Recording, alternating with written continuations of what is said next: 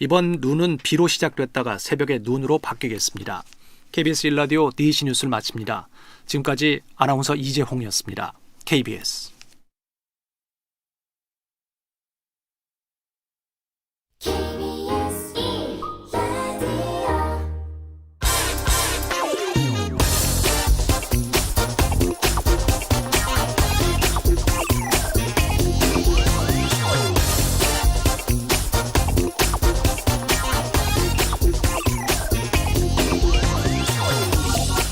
지구상에서 가장 풍부한 물질, 그래서 고갈될 염려도 없는 데다 오염물질 배출도 전혀 없는 에너지원, 바로 수소입니다.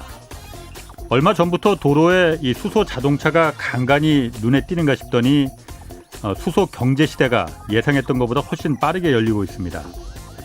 바이든 행정부의 기후 특사인 존 캐리죠. 이분이 엊그제 이런 말을 했습니다. 수소 산업 경쟁은 이제 시작됐고 미국의 석유 업체들은 이 거대한 기회를 받아들여야 한다. 이 메이저 석유 업체들에겐 석유와 가스를 생산하고 운반했던 엄청난 기반 시설을 갖추고 있지 않느냐. 이 시설을 이제 수소를 생산하고 운송할 수 있게 돌려줘야 한다라고 말했습니다. 이 발언은 바이든 대통령이 미국의 오일 메이저들에게 이제 석유 대신 수소 사업에 나서라고 지시한 것이나 다름없다는 해석입니다. 국내 기업들 간의 수소 동맹도 본격화됐습니다. 현대차그룹이 수소를 생산하는 포스코와 SK그룹과 함께 수소경제 공동전선을 구축하자는 데 합의했고요. 당장 4년 뒤에는 인천에서 수소를 대량 생산할 수 있는 시설이 가동될 계획입니다. 수소가 중요한 이유는 단순히 수소 자동차 이걸 뛰어넘어서 석유와 석탄을 완전히 대체할 수 있는 거의 유일한 에너지원이기 때문입니다. 수소로 모든 걸 돌리게 만든다는 이 수소 경제가 올해 또 하나의 중요한 키워드가 되지 않을까 싶습니다. 네, 안녕하십니까? 저는 경제와 정의를 다 잡는 홍반장 KBS 기자 홍사원입니다. 홍사원의 경제쇼 본격적으로 출발하겠습니다. 유튜브 오늘도 함께 가시죠.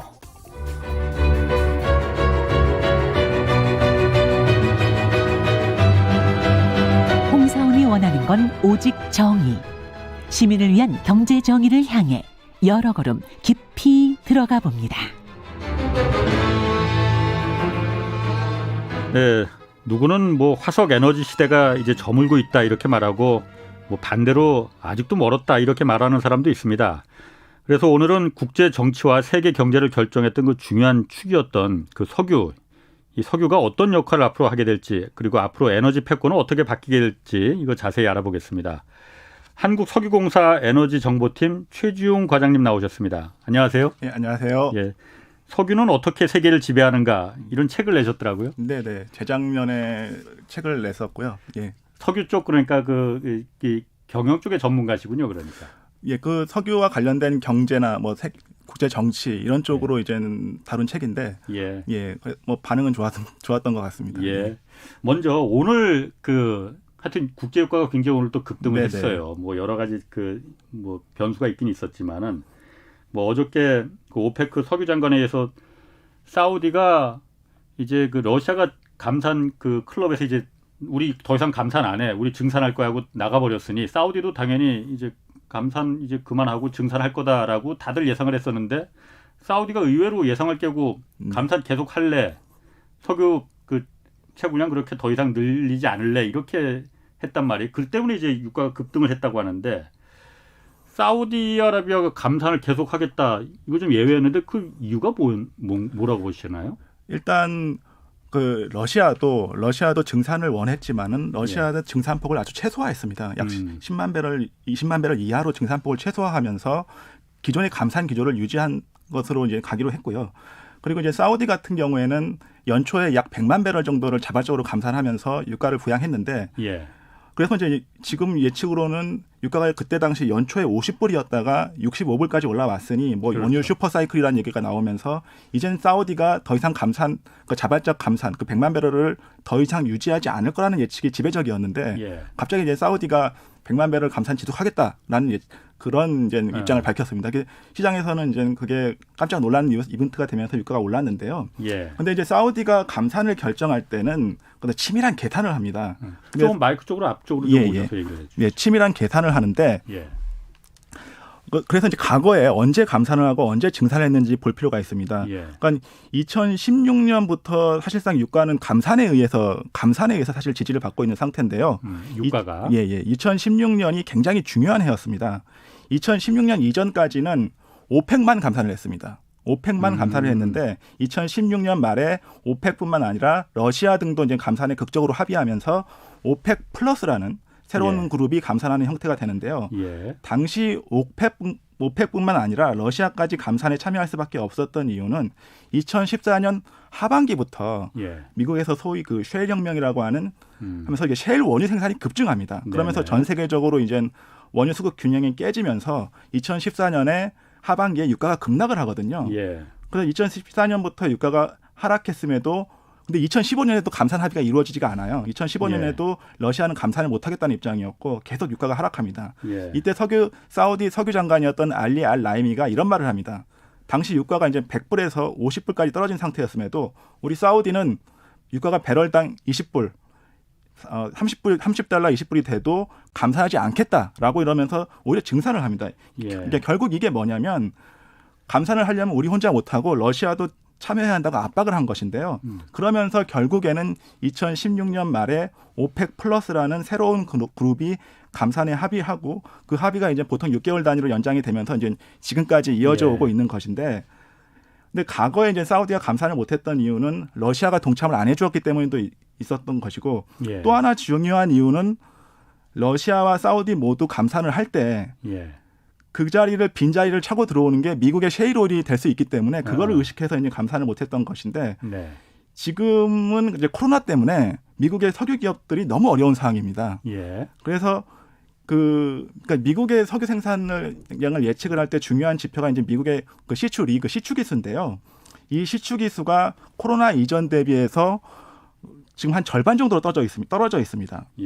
그래서 지금 사우디가 감산을 한다고 해서 미국이 증산을 빨리 할 수 있는 그런 입장이 아니거든요. 그러니까 미국의 위협이 안 되고 있습니다. 그러니까 작년 초에 미국의 원유 생산량이 1,300만 배럴로 세계 최고였는데 그렇군요. 지금 1,100만 배럴 수준으로 떨어져서 그 미국 에너지정보청에서도 이 1,100만 수준을 계속 유지할 것으로 그렇게 예측을 하고 있습니다. 그 궁금한 게 그럼 미국의 셰일 업체들은 오페크 플러스라는데 가입돼 있지 않아요? 가입 안 돼 있습니다. 미국은 오펙 플러스에 가입이 안 돼 있고 감산 합의에 참여하지 않고 있는 상황이죠. 그렇게 기름을 많이 퍼 올리고 있는데도 맞습니다.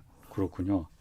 그러면은 그 뭐 유가 얘기는 조금 뒤에 좀 더 이어가기로 하고 갑자기 그런데 어쨌든 뭐 석유 시대 종말 뭐 이런 얘기 나오면서 탄소 중 일단 먼저 석유 시대 종말 이런 얘기 나오는데 그 동의하세요? 그 말은? 석유 시대의 종말 석유공사에 계신 분한테 이런 질문 드리는 게 좀 그렇지만은 근데 근데 사실은 석유 기업들이 지금 또 다른 신재생 에너지도 많이 하고 있습니다. 그렇군요. 그래서 석유 기업이라고 해서 이제 신재생 에너지를 부정적으로 보지는 않는 거에 이제 일단 말씀을 드리고 싶고 그런데 이제는 석유 신재생 에너지가 많이 늘어난다고 해도 앞으로 한 20-30년간은 석유 수요가 줄지 않는다는 게 이제 뭐 저의 개인적인 국제 에너지 기구의 IEA의 입장이기도 한데요. 그 이유는 그 재생 에너지라고 하는 것은 대부분 발전용 에너지입니다. 발전용. 그러니까 전기를 생산하는 에너지라는 것이죠. 그런데 이제 석유라고 하는 것은 사실은 발전용 에너지가 그러니까 발전용으로 쓰이는 부분은 극히 작습니다. 그러니까 화력 발전을 할 때 주로 쓰이는 거는 석탄입니다. 그렇죠. 석탄이고 또 가스가 좀 쓰이기도 하고요.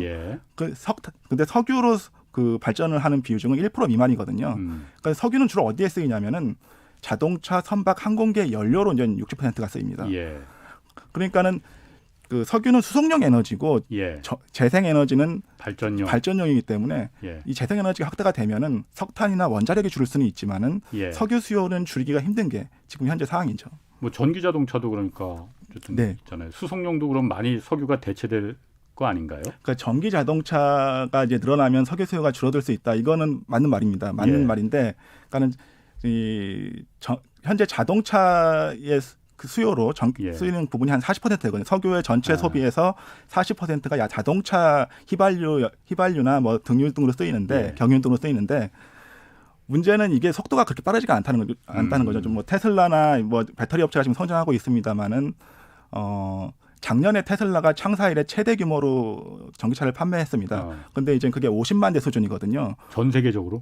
예, 전 세계적으로 50만 대 수준을 판매했고 글로벌 전기차 업체들이 모두 합쳐서 판매한 전기차 수도 230만 대입니다. 그렇게밖에 안 되나? 그러면은 전체 차량이 14억 대인데 예. 14억 대인데 테슬라의 50만 대면은 0.04%거든요. 그건 아직 멀은 얘기다 좀. 그러니까 앞으로 20년 동안 계속 전기차가 누적돼도 예. 2040년에 전기차 비율이 한 15% 정도 이렇게 보고 있는 게 지금 뭐 IEA 예측이죠. 그렇군요. 예. 알겠습니다. 그러면은 그 요즘 탄소 중립 뭐 이 얘기 뭐 거의 유행처럼 각 나라가 다 네. 탄소 중립 선언한다고 하고 우리나라도 그렇고 다 네. 그런단 말이에요. 일단 탄소 중립 용어로만 그대로 따져본다면 탄소를 중립한다 그러니까 제로로 만들겠다 뭐 이거 정확히 무슨 뜻이에요? 탄소 중립이라는 게? 그러니까 탄소 중립이라고 하는 게 약간은 좀 정치적인 고려가 있는 말인 것 같은데요. 탄소 예. 중립이란 말은 탄소를 배출하는 행위하고 예. 탄소를 흡수하는 행위의 중립을 통해서 서로 상쇄를 통해서 숨 배출량을 제로로 하겠다는 말입니다. 좀 말이 어려운데? 그러니까는 예. 탄소를 배출하는 행위들 우리가 공장을 돌리거나 자동차를 타거나 하면서 탄소들이 화석 연료를 배출하는 행위와 예. 탄소를 흡수하는 행위들이 있습니다. 근데 여기서 그래서 중립이라고 하면 탄소를 흡수하는 행위들도 많을 것 같지만은 사실 조림 사업, 나무를 심는거나 아니면은 CCS라고 해서 탄소를 흡수하는 이산화탄소 포집하는 거, 예, 포집하고 격리하는 기술이 있는데 사실 그 두 개 외에는 사실 뭐 그렇게 탄소를 흡수하는 그 어떤 기술이 없거든요. 예. 그래서 이제 탄소 중립이라고 근데 사실은 그렇게 본다면은 탄소 제거 또는 탄소 배출 양을 줄이는 게 가장 더 중요한데 그렇게 하지 않고 그냥 탄소 중립이라고 한 거는 탄소를 배출하지 말자고 하면은 뭐 소비를 하지 말자 아니면 공장을 돌리지 말자라는 좀 극단적인 느낌이 있어서 예. 탄소 중립이라는 표현을 쓰는 것 같습니다. 약간 그러니까 그 말에 그러니까 좀 말이라는 게 아다르고 어다른 건데 네네. 탄소 중립이라는 거는 탄소는 마음대로 이제 배출해라 대신 뭐, 한쪽에서 예. 탄소를 흡수해서 예. 그러니까 이걸 플러스 마이너스 상쇄시키겠다 제로로 만들겠다는 네, 거잖아요. 맞습니다. 그러니까 탄소 흡수 시설이라는 게 저도 옛날에 한번 취재한 적이 있었어요. 그러니까 이산화탄소 이렇게 포집을 해서 땅 속에 집어넣거나 유전에 다시 기름 빼내고 거기다 다시 집어넣는. 맞습니다. 예. 그래서 지구상의 공기 중에 있던 이산화탄소를 이제 좀 없애져 보자는 거잖아요. 그게 굉장히 뭐 부작용도 많고 어렵다고 하더라고요. 가장 큰 문제는 그 유전을 찾아서 폐 유전이죠. 그 기름을 빼낸 유전을 찾아서 탄소를 집어넣었을 경우에 뭐 지진이 나면 그게 다시 셀 수 있지 않느냐 이런 논란도 있고요. 그러니까 우리나라에 얼마 전에 포항 그 지열발전소도 물 집어넣어서 그 포항에서 지진 났다는 그 근거가 지금 유력한 거 아니에요? 네.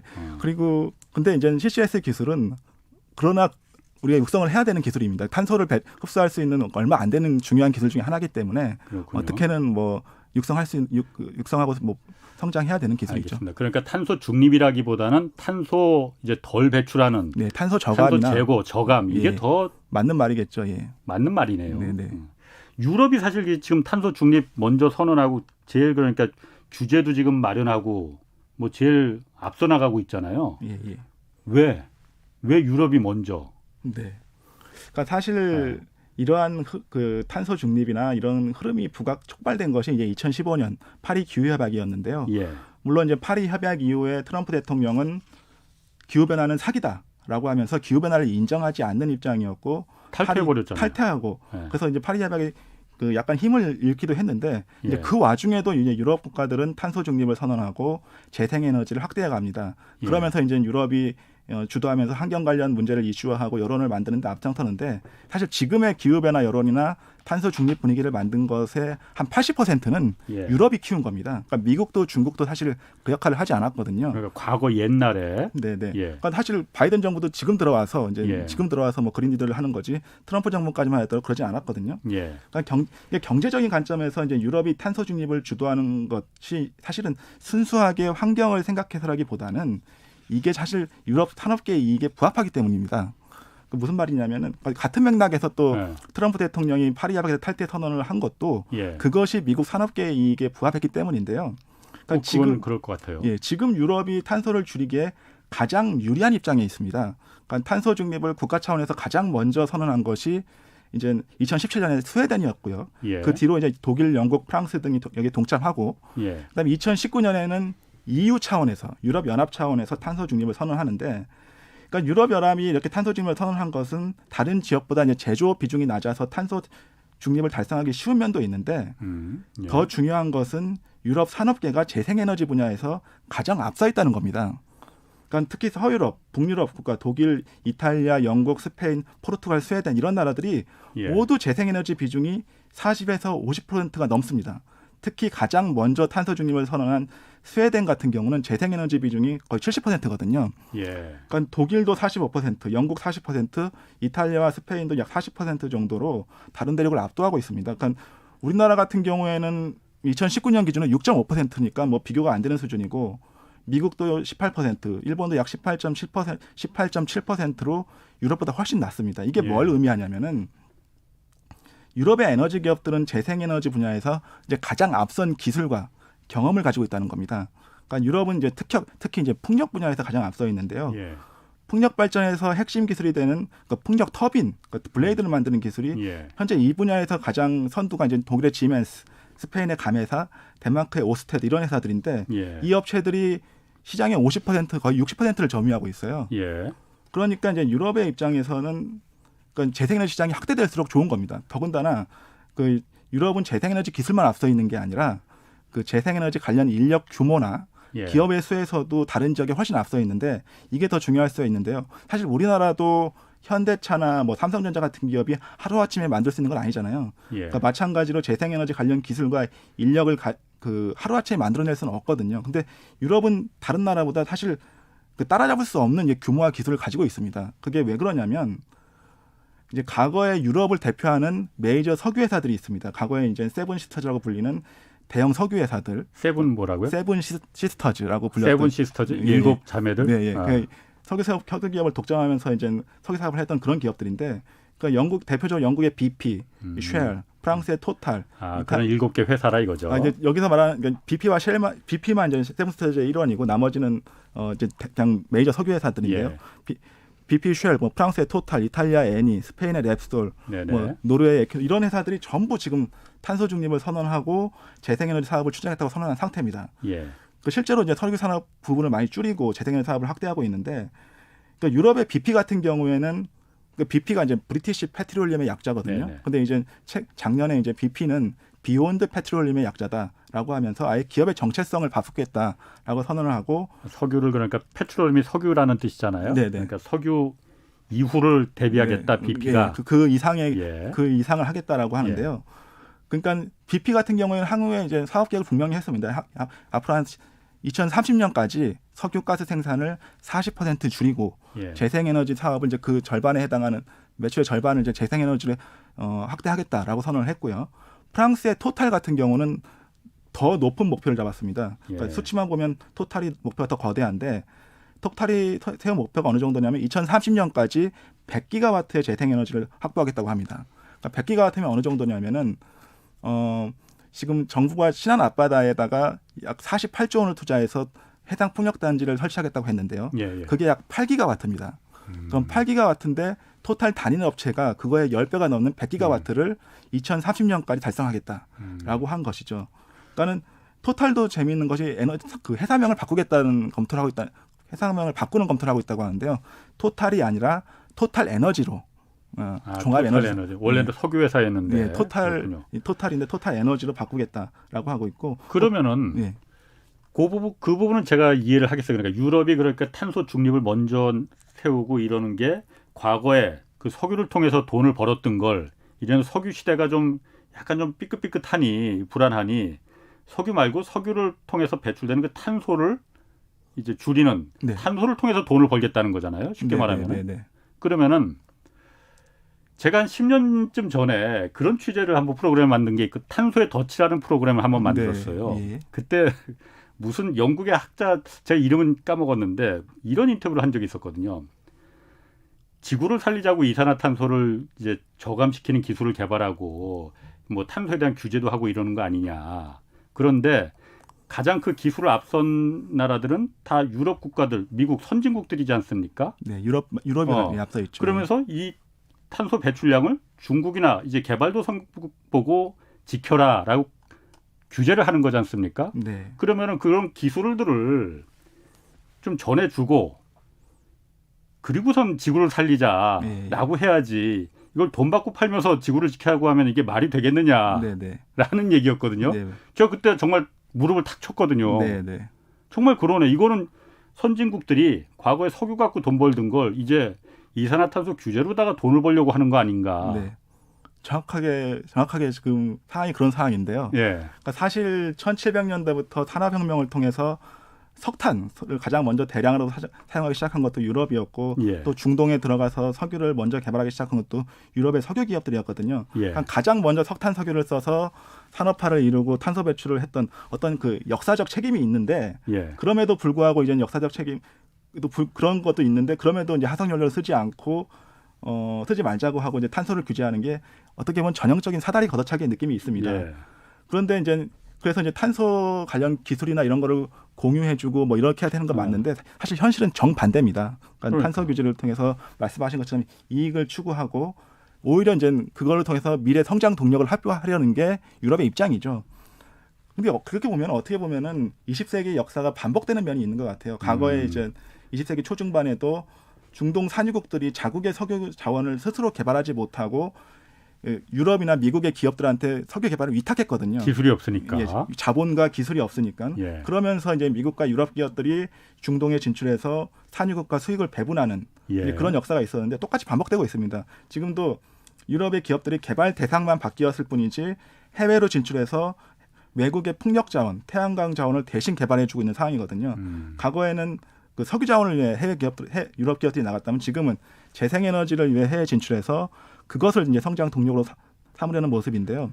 실제로 유럽 기업들이 한국, 뭐 파키스탄, 인도네시아, 대만 여러 나라에 진출해서 그 재생에너지 사업을 다각도로 진행을 하고 있습니다. 그러게 저는 아까 얘기 들었을 때 그 메이저 석유 회사들 아까 세븐 시스터즈라고 했나요? 네네. 뭐 브리티시 페트롤리움, 영국 그 BP, 네. 뭐 쉘 뭐 이런 엑슨모빌, 토탈, 엑슨모빌하고 뭐 쉐브론이 또 그러니까 있고요. 이런 석유 회사들이 지금 석유 말고 네.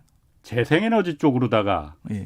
그거로다가 그 기업의 모델을 바꾸려고 한다는 거잖아요. 예. 그게 더 돈이 되니까. 네, 맞습니다. 근데 그 유럽의 메이저 석유 기업들은 확실히 그런 경향이 있고요. 예. 미국 석유 기업들은 약간 입장이 다릅니다. 미국 그렇구나. 석유 기업들 엑슨모빌이나 쉐브론 같은 회사들은 여전히 이제 석유의 미래는 밝다고 보고 있는 상황이고요.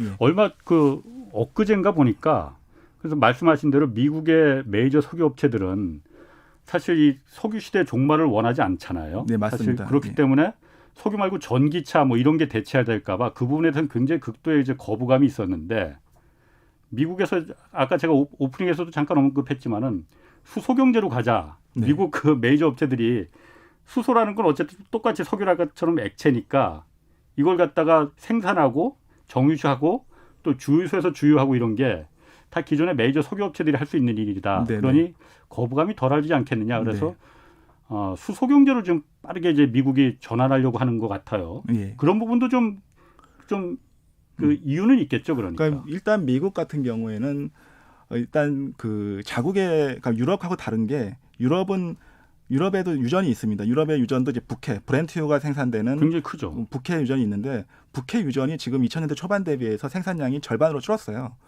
많이 줄고 있습니다. 그러니까 유럽의 석유 기업들은 더 이상 안방에서 석유를 개발하기에는 이게 돈이 안 되는 상황인 거예요. 그러니까 텃밭이 줄어서니까요. 예. 탓밭이 줄고 근데 미국의 석유 기업들은 자국의 셰일 유전이라고 하는 엄청난 예. 자산이 있거든요. 예. 이제 그러니까 석유 기업들이 석유 사업도 하면서 그 역량으로 수소를 할 수도 있는 뭐 그런 역량은 분명히 갖춰져 있고요. 그리고 수소는 분명히 지금 지구상에서 가장 흔한 물질이기도 하고 재생에너지, 화석연료 이후에 분명히 인류가 에너지원으로 삼아야 되는 물질은 분명한데 네. 넘어야 할 산은 아직 많은 것 같습니다. 그건 차차 말씀을 드리겠고요. 그 일론 머스크 테슬라 그 일론 머스크는 수소차 시대 절대 오지 않는다. 뭐 이렇게까지도 얘기를 했더라고요. 네네. 그러니까 수소의 가장 큰 문제점이 뭐냐면은 예. 수소를 생산하는 방법이 크게 보면 두 가지가 있습니다. 예. 첫 번째는 천연가스에서 추출하는 방법이 있는데요. 이거 천연가스 개질이라고 하는데 예. 이거는 약간 그 문제가 있는 게 뭐냐면 천연가스 자체도 훌륭한 에너지원이거든요. 예. 그러니까 석유나 석탄비에 비하면은 탄소 배출량도 훨씬 적고 네네. 그리고 또 깨끗한 에너지 이미지가 있는데 그걸 굳이 또 거기서 수소를 추출해서 에너지를 쓰는 것에 대해서 약간 좀 의아한 면이 있는 게 있고 예. 또 하나 더 큰 문제점은 천연가스에서 수소를 생산할 때 다량의 이산화탄소가 배출됩니다. 아, 그렇군요. 예, 그래서 거기에서 그것을 막고자 CCS 기술, 탄소를 포집하는 기술을 결합해서 수소를 생산해야 하는 예. 그 비용 면에서 굉장히 불리한 입장에 있고요. 또 하나는 또 한 가지 기술은 또 한 가지 기술은 이제 물을 분해해서 전기 분해해서 예, 물을 전기 분해해서 수소를 생산하는 건데 이것도 역시 가장 이상적인 방법이긴 한데 가장 이상적이고 이제 언젠가는 이걸로 가야겠죠. 근데 예. 문제는 물을 전기 분해해야 되기 때문에 막대한 전기가 쓰입니다. 그러니까 뭐 막대한 전기가 쓰이기 때문에 이 전기를 또 생산해야 되는데 그래서 이 전기를 어떻게 생산하냐면은 그 전기를 뭐 석탄 화력이나 뭐 다른 가스를 해서 생산을 하면 그것도 그 전기도 그 탄소를 배출하게 되잖아요. 그건 의미가 없지. 예, 그래서 예. 이제 재생 에너지로 그 전기를 생산해서 이제 수소를 생산해야 되는데 그렇게 하려면은 재생 에너지가 일단은 전제가 돼야 됩니다. 그러니까 그 재생 에너지 확대가 일단 전제가 되면 그러면서 이제 수소도 경제가 켜질 수 있는. 그러니까 재생에너지를 통해서 낮에는 그냥 일반적인 전기 사용량으로 네. 쓰고 밤에는 어차피 그 전기 사용량이 뚝 떨어지니까 네. 그때 이제 그 전기로 수소를 만든다. 그럴 수도 이거죠? 있고요. 그러니까 재생에너지라고 하는 게 태양광이나 풍력 같은 경우에 이 전력 생산량이 들쭉날쭉합니다. 예. 그러니까 태양이 좋을 때, 일광이 좋을 때, 또 바람이 좋을 때는 필요 이상으로 전력이 생산이 되고 그러면 어쩔 수 없이 전기를 버려야 될 수가 있거든요. 예. 그때 그 전기를 모아가지고 수소를 생산할 수 있는 거죠. 그렇군요. 그걸 그린 수소라고 또 예, 하더라고요. 예. 그러니까 재생에너지로 생산하는 예. 수소를 이제 그린 수소, 수전에서 그렇군요. 그 전기 분해하는 수소를 이제 그린 수소라고 하죠. 자, 그 미국 그 아까 잠깐 말씀하신 대로 트럼프 행정부 때는 파리 기후 협약을 그냥 일방적으로 그냥 탈퇴해 버렸어요. 네네. 먼저 만들자고 해놓고 네네. 뭐 그건 트럼프 행정부 때니까 그렇다 치고 바이든 행정부는 또 갑자기 또 당선되자마자 대통령 네. 되자마자 파리 기후 협약에 1차적으로 다시 가입을 했거든요. 네. 그게 이제 앞에서 말씀드렸다시피 트럼프 행정부 시절에는 파리 협약 탈퇴가 미국의 이익에 부합했습니다. 트럼프 행정부 시대는 그때 당시 이제 미국의 셰일 혁명으로 미국의 원유 생산량이 급증하던 시기였거든요. 예. 이 때문에 미국은 2019년에 세계 최대 산유국 자리에 오릅니다. 그러니까 당시 세계 최대 산유국인 입장에서는 재생 에너지 시장이 커지는 것보다는 석유 시장이 커지는 것이 산업계 이익에 부합했던 것이고요. 그렇죠. 예. 그리고 또 하나는 전통적으로 이 트럼프가 속한 공화당이 석유 기업과 돈독한 관계에 있습니다. 예. 그러니까 트럼프 행정부의 첫 번째 국무장관이었던 분이 렉스 틸러슨이라고 틸러슨 국무장관. 엑스모빌의 CEO를 10년간 역임했던 기업가 출신입니다. 예. 그러니까 이 렉스 틸러슨 체제 하에서 파리 협약 탈퇴도 이루어졌던 것이고요. 그러니까 또 바이든 정부는 석유 기업과 그렇게 친하지 않은 면도 있지만 바이든 정부가 추진하는 이 그린 뉴딜이라고 하는 것이 사실은 약간 정치적 의도가 있습니다. 그러니까 이게 중국을 압박하는 수단이 될 수가 있는데 아시다시피 바이든 정부는 이제 대중 강경책을 예고하고 있잖아요. 그런데 그러니까 미중 간의 대결에서 가장 이제 그 미국이 신경 쓰는 부분이 누가 세계 경제에서 가장 큰 비중을 차지하느냐 이것인데 지금 전 세계에서 가장 큰 경제 규모를 차지하는 나라는 미국이지만 중국이 급격히 따라잡고 있는 상황이죠. 근데 이 양국의 차이가 작년에 이제 많이 줄였습니다. 그러니까 2020년 코로나 시기에 이제 미국은 마이너스 성장을 한 반면에 중국은 플러스 성장을 하면서 유일하게 미국의 70%까지 이제 경제 규모가 따라붙은 상황인데 또 일부 기관에서는 2030년 이전에 또는 2028년 이전에 중국의 GDP가 미국을 따라잡을 것이라고 전망도 하는데요. 그러니까 중국의 경제 규모가 커진다는 것은 그만큼 이제 정치적 영향력을 행사하는 면에서도 더 큰 힘을 갖게 되는 것이고 그러면서 이제 미국이 중국을 견제하는 움직임이 여러 가지 나올 수밖에 없는데 근데 가장 유용한 수단이 중국의 에너지 문제를 건드리는 겁니다. 그러니까 중국의 에너지 사용에서 가장 큰 문제점이 중국의 탄소 배출입니다. 이게 명분도 좋거든요. 그러니까 미국이 중국을 견제할 때 뭐 인권이나 민주주의 같은 이제 보편적인 가치를 내세우는데 중국의 탄소 배출도 이게 기후변화 대처라는 인류의 보편적 가치에 이렇게 가지기 때문에 이게 좋은 명분이 되거든요. 지구를 살리자는데. 거기다가 이제 또 중국의 또 심각한 문제가 뭐냐면은 예. 에너지 자립을 못 하고 있다는 겁니다. 예. 그러니까 어떤 나라가 이제 패권국이 되려면은 에너지와 식량 이 두 가지를 자립을 해야 되는데 예. 중국이 에너지를 지금 크게 해외에 의존하고 있고 특히 석유의 의존도가 심한데요. 그러니까 중국도 지금 세계 7위의 산유국입니다. 예. 그 산유국이어서 하루 약 400만 배럴의 원유를 생산하는데 소비량은 하루 1,400만 배럴입니다. 그러니까 1,000만 배럴 이상을 수입해야 되는 거죠. 근데 수입을 해야 되는데 1,000만 배럴 어디서 수입하냐면은 중동, 사우디, 이라크 등에서 가장 많이 수입합니다. 근데 예. 이제 사우디는 미국의 절대 우방이고요. 예. 이라크는 또 미국이 점령했던 나라고요. 그리고 또 쿠웨이트는 미국이 걸프전 때 구해준 나라고요. 그러니까, 예. 그러니까 트럼프가 미국을 많이 빼긴 했습니다만 중동의 국가들이 참 미국과 좀 그 친한 그런 환경이 있는데 더 중요한 것은 이 중동에서 들어오는 석유 수입류가 불안불안하거든요. 그러니까 예. 중동에서 석유가 수입될 때 호르무즈, 말라카 해협, 남중국 해협 이렇게 지나서 오는데 이 길목들을 다 지금 미군이 관여하고 있단 말이에요. 그렇죠. 그래서 그러니까 만약 미군이 장기간 호르무즈 해협을 봉쇄한다고 하면 또는 남중국해에서 분쟁이 일어난다고 하면 중국은 이 하루 1,000만 배럴에 관한 이 원유 수급에 차질이 생기는 겁니다. 예. 그러니까 원유를 자급할 수 없게 되면은 뭐 도로, 항공기, 선박들도 운전할 수 없는 것뿐만 아니라 그 군사 무기도 이제 무용지물이 될 수 있거든요. 예. 이게 사실 중국 입장에서는 굉장히 아킬레스건이 될 수 있는 게 중국은 그 1,000만 배럴의 그 원유 수급을 하기 위해서 그러니까 해외에 의존하고 있다는 게 지금 미국 그 중국 입장에서는 굉장히 큰 문제고 그걸 위해 또 다양한 그 대책을 또 세우고 있습니다. 그럼 지금 미국의 그 바이든 그 새로운 행정부가 중국을 견제하는 조건 중에 하나로 이 에너지 패권, 에너지를 지금 들고 나오고 있다. 그래서 파리 기후 협약에 미국이 먼저 가입하고 중국도 가입돼 있죠. 파리 기후 협약에. 네, 거의 모든 나라가 가입했습니다. 그렇죠. 예. 어쨌든 중국이 너무나 많은 탄소 배출을 하니 예. 이 부분으로 중국을 이제 견제하려는 예. 그 목적이 있다 이거군요. 그러니까 중국의 말씀하신 대로 중국 에너지 자립을 못하는 문제도 있는데 탄소 배출이 어떻게 보면 더 큰 문제인데, 그러니까 중국의 탄소 배출이 얼마나 많으냐면은 그러니까 많은 분들이 그러니까 인구도 많고 경제 규모도 크니까는 중국이 당연히 탄소 배출이 많은 거라고 생각할 수 있는데 예. 경제 규모나 인구를 대비해서도 너무 많은 탄소를 배출하고 있습니다. 그러니까 2019년 중국 경제 규모는 미국의 70% 정도 수준인데 예. 탄소 배출량은 미국의 2배입니다.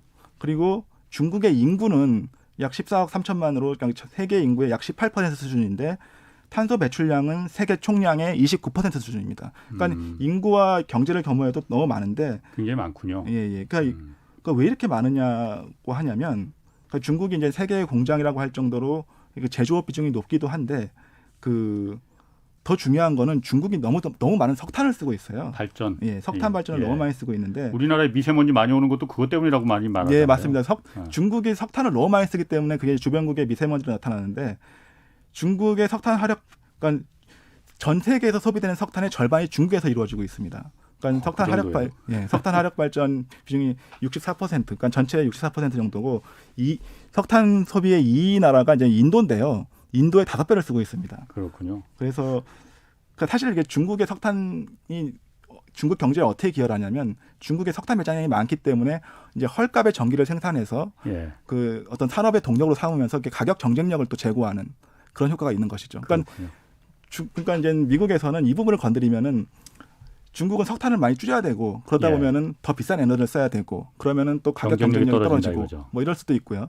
예. 그렇군요. 아까 그 중국의 에너지 자립 문제가 그 아킬레스건 중에 하나다라고 말씀하셨잖아요. 그래서 뭐 사실 이 질문은 들어오기 전에 연구원님이 하지 말아달라 보안상에 좀 문제가 있고 그러니까 그랬는데 그 부분 제가 질문을 안 드릴 수가 없네. 칠광구라고 있지 않습니까? 대륙붕에. 동중국해, 지금 동중국해에서 중국이 거기 유전이 많이 있잖아요. 네네. 거기서 이제 많은 뭐 천연가스도 뽑아 올리고 석유도 뽑아 올리고 있는 걸로 알고 있는데 네네. 거기 어쨌든 칠광구에 한국, 일본 지금 양국이 이제 공동 개발 구역으로 돼 있는데 이게 한 2028년이면 조약이 깨지고 거기가 이제 그 무주공산이 돼버린단 말이에요. 그러면 중국이 들어올 것이다. 뭐 그런 여러 가지 해석들도 있고 정치적인 세법도 많은데 작년에 우리 한국 정부가 거기 개발하겠다라고 이제 했다고 저희가 이제 보도를 했단 말이에요. 그 부분 지금 잘 되고 있습니까? 그 부분은 사실 제가 관여하고 있는 그런 게 아니어가지고 사실 죄송하지만 말씀을 좀 드리기가 그렇고요. 사실 다른 부분에서 말씀을 드리면은 그러니까 중국이 지금 그 자국 내에서 또 자국 영해 내에서 예. 이 석유 탐사를 많이 하고 있고 그 부분에 돈을 많이 쓰고 있는 건 사실입니다. 예. 그러니까는 중국의 에너지 정책을 보면은 미국을 굉장히 많이 의식하고 있는 게 보이는데요. 네. 그러니까 어떤 게 있냐면은 그 중국의 국영 석유 회사가 있습니다. 이게 대형 석유 회사인데 시노펙이라고 있죠. 시노펙도 있고 페트로차이나도 있고 예. 중국 해양 석유공사 이렇게 3개사가 있는데 예. 이 회사들이 전부 투자를 늘리고 있어요. 그러니까 유럽이나 서구 회사들은 지금 한 5, 6년째 지금 저유가가 유지되고 있기 때문에 예. 투자를 많이 못하는 상황입니다. 예. 그러니까 이게 언젠가는 생산량 감소로 이어질 수가 있는데, 근데 중국의 석유 기업 업체들은 2019년에 약 한국 돈으로 약 90조 원을 투자했습니다. 예. 그러니까 2017년에 비해서 2배가 늘어난 건데 이 돈을 근데 해외에 투자한 게 아니라 자국에 투자했습니다. 영해 뭐 영해나 내륙 영토 쪽에. 내에서 예. 특히 뭐 신장 지역이나 예. 말씀하신 영해 내에서 동중국해 쪽도. 네, 그쪽으로 투자를 많이 하고 있는데 그것도 이젠 그 미국을 의식한 거죠. 그러니까 해외에 의존하고 있는 그 석유를 어떻게든 자립하고 싶어 하는 그런 거를 의식하고 있고, 또 하나 이제 중국이 이제 미국을 의식한다고 하는 게 중국의 석유 비축 정책입니다. 예. 그러니까 사실 중국은 원유 비축을 잘하는 나라가 아니었습니다. 그러니까 2000년대 초반까지만 하더라도, 그러니까 WTO 가입하기 전까지만 하더라도 중국의 원유 비축량은 한 달 뭐 30일분도 안 됐어요. 근데 지금은 한 100일, 120일 분량으로 이제 비축량이 늘어나고 많이 있는데, 늘어났네요. 예. 그 재미있는 것이 예. 작년 코로나 시기, 작년 상반기에 원유 유가가 마이너스로 간 적이 있었습니다. 뭐 그런 현실물은 아니고 선물 유가가 그렇죠. 이제 마이너스 30불, 예. 37불까지 간 적이 있었는데 예. 이때 중국이 원유를 엄청나게 사들입니다. 그러니까 상당히 영리했던 것인데요. 싸니까. 예, 그때 그래서 이제 역대 최대, 그러니까 반기 기준으로 역대 최대인 원유 재고가 역대 최고로 원유 재고가 늘어나는데 그때 약 2억 배럴 정도가 늘어난 걸로 나옵니다. 예. 그러니까 그때 소비도 별로 없는데 이렇게 원유를 많이 사들였던 거는 그러니까 비축을 한 것이죠. 그래서 비축을 하면서 계속 지금 원유 비축량을 늘리고 있고, 그래서 2023년까지 이제 3단계 비축을 하는데 그렇게 되면은 뭐 4개월분을 뭐 훌쩍 넘어가지고 예. 비축을 할 수 있을 것 같습니다. 이런 것들도 만에 하나 석유 수송로가 끊겼을 때 그것을 이제 위협되지 않게끔 하려고 석유 비축 사업을 하고 있는 것이고요. 또 하나 눈에 띄는 것이 중국이 원자력 발전을 굉장히 늘리고 있습니다. 예. 그러니까 석유 만에 하나 이제 석탄을 많이 못 쓰게 되면은 원자력을 많이 쓰겠다는 의도인 것 같은데요. 지금 중국의 원자력 발전 비중은 한 5% 정도인데 네. 2030년까지 약 3배로 늘리려는 그 계획이 있습니다. 이렇게 되면은 그 주변국에 미치는, 그러니까 원자력은 미세먼지가 없으니까 주변국에 미치는 미세먼지 양은 줄일 수 있는데 또 다른 뭐 우려가 있을 수는 있겠죠. 뭐 위험도가 증가할 수 있는 거 아니에요? 네, 뭐 후쿠시마를 우리가 뭐 굳이 뭐 언급하지 않더라도. 네, 근데 뭐 중국이 기술력을 믿어봐야겠죠. 그리고 지금 현재 10기를 새로 짓고 있고 40기 정도를 계획 중에 있습니다. 그렇군요. 예. 뭐 7광구 어떻게 돼가고 있는지는 뭐 보안상이라서 그런지 끝까지 얘기를 안 하시는데 네, 그거는 뭐 제가 나중에 한번 예. 취재를 해서 좀 해결될 것 같고요. 그 원자재 오늘도 이제 유가가 굉장히 예. 한 작년 말까지도 한 20달러 뭐 그 정도 선이었는데 지금 한 60달러 넘었잖아요. 네, 지금 63불, 배럴당. 65불까지 올라갔다가 내려갔는데 예. 오늘도 또 뭐 굉장히 많이 4%까지 올랐다 그러던데 네, 네. 슈퍼 사이클이 오는 거 아니냐. 아까 처음에 말씀하셨듯이 네, 네. 그러니까 슈퍼 사이클이 과거에도 한 몇 네. 번 있었죠. 그러니까 이렇게 그 원유의 슈퍼 사이클이라고 할 수 있는 게 역사적으로 2번 있었습니다. 예. 그러니까 첫 번째는 1970년대인데요. 예. 이때는 오일 쇼크. 예, 그때 예. 이때는 이제 뭐 전 세계적으로 전후 재건이 마무리되고 유럽, 미국, 일본이 이제 산업화가 하면서 예. 원유 수요가 급증합니다. 예. 그러면서 이제 공급이 부족해지는 현상이 발생하는데 이때 이제 원유 수급이 타이트해지면서 일부 산유국에서 조금만 생산을 줄여도 쇼크로 연결되는 상황이 연출되고 이런 환경 때문에 결국 아랍이 석유 무기화를 하면서 예. 오일 쇼크도 발생했던 것인데요. 1970년대는 오일 쇼크뿐만 아니라 그냥 1970년대 내내 원유 수요가 늘어나는 시기여서 우리나라도 이제 산유국 눈치를 보면서 뭐 친아랍 성명도 발표하고 1977년에는 서울의 한 지역 이름을 테헤란로로 이렇게 명명하기도 하고 뭐 그랬었는데. 테헤란로가 그때 예, 그때 원유의 슈퍼 사이클 때문에 생겼다고 볼 수가 있죠. 그 강남 테헤란로 거기가 그렇죠. 그러니까 예. 그러면은 그래서 이름이 지어진 거예요. 예, 예. 그래서 당시 이제 잘 보이려고 아랍 국가들한테. 그러니까 우호적인 관계를 계속 유지하고 싶었던 것 같아요. 근데 예. 1970년대 초반 근데 이제 유가가 3불 수준이었는데 예. 그 1970년대 후반에는 이제 30불 수준으로 10배 이렇게 올라가니까는 이 시기야말로 이제 원유 수요가 늘어나면서 발생한 그러니까 전형적인 슈퍼 사이클 시기였고요. 예. 그리고 또 한 번의 슈퍼 사이클은 2000년경에 찾아오는데 이때 슈퍼 사이클을 이끈 주인공은 이제 중국이었습니다. 그러니까 당시 이제 중국이 2001년 WTO에 가입하면서 2000년대 초반에 이제 연평균 10%가 넘는 경제 성장을 구가하면서 원유 소비 증가를 주도하는데 이때는 이제 중국뿐만 아니라 뭐 브릭스라고 불리는 브라질, 러시아, 인도 등의 신흥공업국의 역할도 있었지만 중국의 역할이 가장 컸어요. 이때 중국의 원유 수요가 이제 10년 동안 2배가 늘어나면서 2000년대 초반에 이제 20불 수준이던 유가가 2008년 여름경에 150불까지 올라가는 뭐 그렇게 됩니다. 근데 이 과거의 슈퍼사이클의 공통점은 공급량의 변화기보다는 소비가 급증해서 일어났거든요.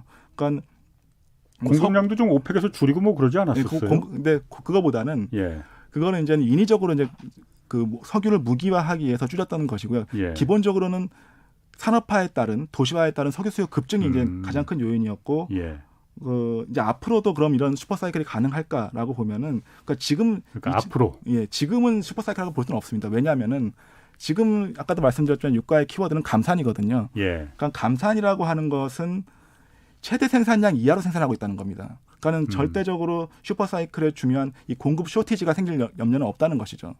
그러니까 공급 부족이 생길 이유는 없기 때문에 그러니까 구조적으로 공급이 수요에 앞서 있기 때문에 그걸 인위적인 감산으로 줄이고 있는 상황이라서 지금의 슈퍼 사이클이라고 볼 수는 없고 그런데 이제 만약에 2022년 이후에 그러니까 지금 현재 올해도 이제 코로나 때문에 지금 원유 수요가 코로나 이전 대비 한 9% 줄었습니다. 9% 줄었는데 올해 회복이 돼도 그걸 다 9%를 다 회복 못할 거라고 보거든요. 지금 한 9%에서 지금 올해 6%가 늘어난다고 봅니다. 그러니까 나머지 3%는 아직 회복을 못하는 건데, 근데 2022년 내년이나 내후년에 코로나 이전의 원유 수준을 회복하고 그보다 늘어난다면은 그 한 번 또 원유의 슈퍼 사이클 도래할 수도 있을 것 같습니다. 왜냐하면 지난 6, 7년간 셰일오일 때문에 그리고 또 코로나 때문에 유가가 계속 낮았어요. 저유가 상태가 계속 유지가 됐고 그래서 이제 새로운 유전을 탐사하거나 개발하는 그런 상류 부분의 투자가 이제 급감했습니다.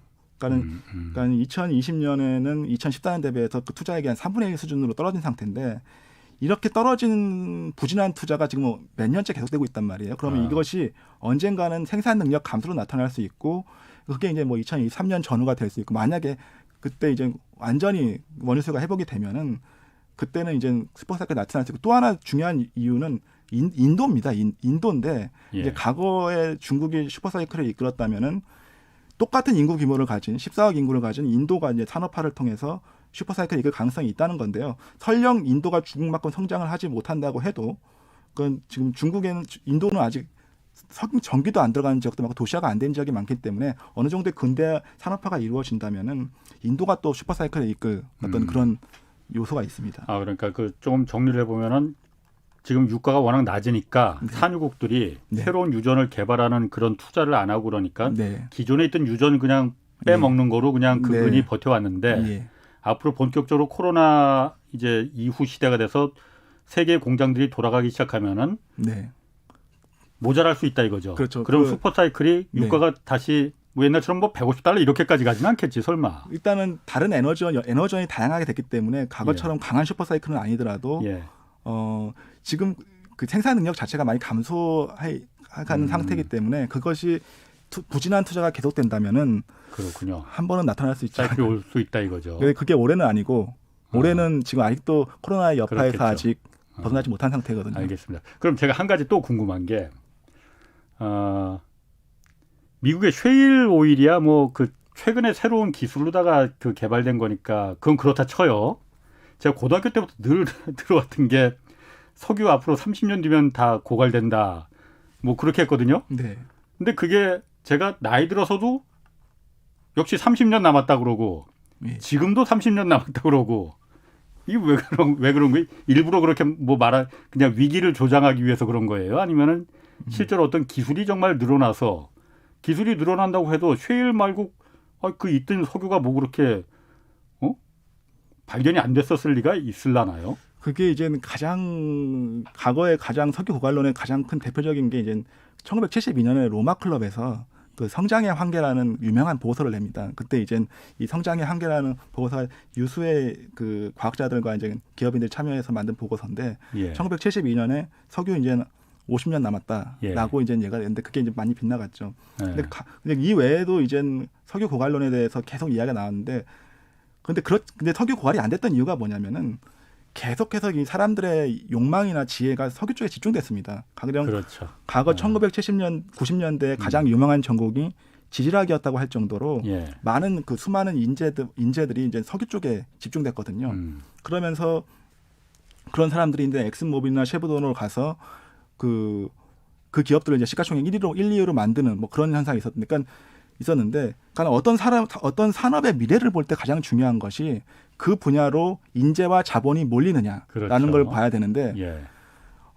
사실 지금은 아니지. 지금은 아닙니다. 왜 예. 지금은 아닐 뿐 아니라 오히려 ESG나 뭐 이런 이 환경 친화적인 거를 네네. 중시하는 분위기이기 때문에 앞으로도 계속 30년 후에도 30년 남았다 할 수 있느냐라고 예. 한다면은 과거에는 그게 가능했던 것이 계속 최고의 인재들이 가서 기술 네. 혁신을 하고 비전통 오일을 개발하고 셰일 오일을 생산하는 이런 도전이 있었기 때문에 가능했었는데 예. 지금 그런 도전이 나올 수 있느냐 석유 분야에서 예. 조금 어렵다고 봅니다. 그래요. 어렵다. 그렇지만 지금 남아 있는 것만 하더라도 그 약 학위 매장량 기준으로 50년 이상 남아 있기 때문에 그렇군요. 50년 가까이는 뭐 지금처럼 쓸 수는 있을 것 같습니다. 알겠습니다. 그러면은 지금 국제적인 어떤 그 갈등이나 분쟁, 뭐 심지어 전쟁 이런 것도 사실 석유가 촉발된 경우가 굉장히 뭐 큰 전쟁은 다 그런 석유가 촉발시킨 거잖아요. 네, 네. 그럼 앞으로 이런 재생 에너지, 뭐 친환경 에너지의 그 어떤 그 패권이 좀 바뀌면은 이런 분쟁이나 갈등도 좀 국제적인 이런 분쟁이나 갈등도 줄어들까요? 일단은 가장 석유에 대해서 구체적인 갈등이 많이 있었던 거는 이제 석유의 편제성 때문에, 그러니까 예. 어떤 한 지역에 몰려있기 때문에 그런 부분이 있었는데, 예. 그러니까 재생에너지는 적어도 이제 그런 부분은 없을 것 같긴 한데요. 근데 문제는 이제 재생에너지가 확대가 되면서 지역 간의 이제 입장차가 다르다는 게 이제 가장 큰 문제일 것 같아요. 그러니까는 유럽이나 미국 같은 경우에는 경제적인 의도든 정치적인 의도든 석유 재생에너지를 확대하려는 입장이고, 예. 중국이나 이제 개도국 같은 입장에서는 여태까지 뭐 서구에서 다 탄소 배출을 해놓고 이제 와서 우리 보고 하지 말라고 하는 거냐 이런 차원의 갈등은 좀 있을 것 같긴 한데, 그런 차원에서 갈등이 있을 것 같고요. 그리고 이제 더 큰 거는 이제 미중 간의 탄소 배출 문제 때문에 이것이 만약에 정말 미국과 지금 그 3월 1일 날에도 예. 그 미국 무역대표부에서 이제 통상 정책 보고서를 냈는데, 바이든 정부에서는 탄소 국경세 도입하겠다. 탄소 국경세. 예. 그러니까 탄소 국경세라고 하는 것은 그러니까 탄소 규제가 심하지 않은 나라에서 수입된 제품에 대해서 세금이나 뭐 이런 것을 부과함으로써 그 탄소를 부담하는 비용의 어떤 그런 균형을 맞추겠다는 건데요. 그러니까 중국 같은 나라에서 네. 수출을 할 때는 네. 탄소세를 거기다 얹어서 수출을 해야 된다 이거군요. 예. 관세처럼 부과를 하겠다는 것이죠. 예. 그러면은 그렇게 되면은 사실 이게 그 미국과 유럽이 갇힌 입장이라고 한다면은 이게 사실 우리나라에도 위협이 될 수 있거든요. 그러니까 우리나라도 석탄 화력 발전의 비중이 40%이기 때문에 이걸 어쨌든 간에 줄여 나가야 되는, 그러니까 그것을 어떻게 줄이느냐가 또 앞으로의 관건이 될 것 같습니다. 참 아까도 말씀드렸지만은 이게 탄소를 줄여서 지구를 살리자 이 대의명분에 누가 반대를 하겠습니까? 그렇죠. 예. 이거는 다 찬성할 텐데 여태까지 니들이 다 그 1차 산업혁명 하면서 다 배출해놓고 당신들 살게 될 만하니까 이제 우리도 좀 살아보려고 하는데 이제 와서 그거 갖고 기술도 이전 안 해주면서 그거 갖고 세금까지 또 매기느냐. 당연히 불만이 나올 수밖에 없겠네요. 네. 그렇죠. 알겠습니다. 오늘 뭐 지금까지 말씀 감사드리고요. 아까 제가 직함을 좀 잘못 말씀드린 것 같아요. 그 최지용 한국석유공사 석유정보센터 연구원이셨습니다. 네, 감사합니다. 예, 감사합니다. 자, 홍사훈의 경제쇼 오늘 여기까지입니다. 내일 오전 11시에는 유튜브로 경제쇼 플러스가 업로드됩니다. 이번 주는 변동성의 끝판왕 비트코인에 대해서 나오니까요. 재밌으니까 한번 봐주시고요. 저는 이만 물러가겠습니다. 저는 KBS 홍사훈 기자였습니다. 지금까지 경제와 정의를 다잡는 홍사훈의 경제쇼였습니다. 여러분, 저로 말할 것 같으면 KBS 1라디오 최경련 경제쇼 진행, KBS 탐사보도팀 미디어 포커스 한국탐사저널리즘센터 등에서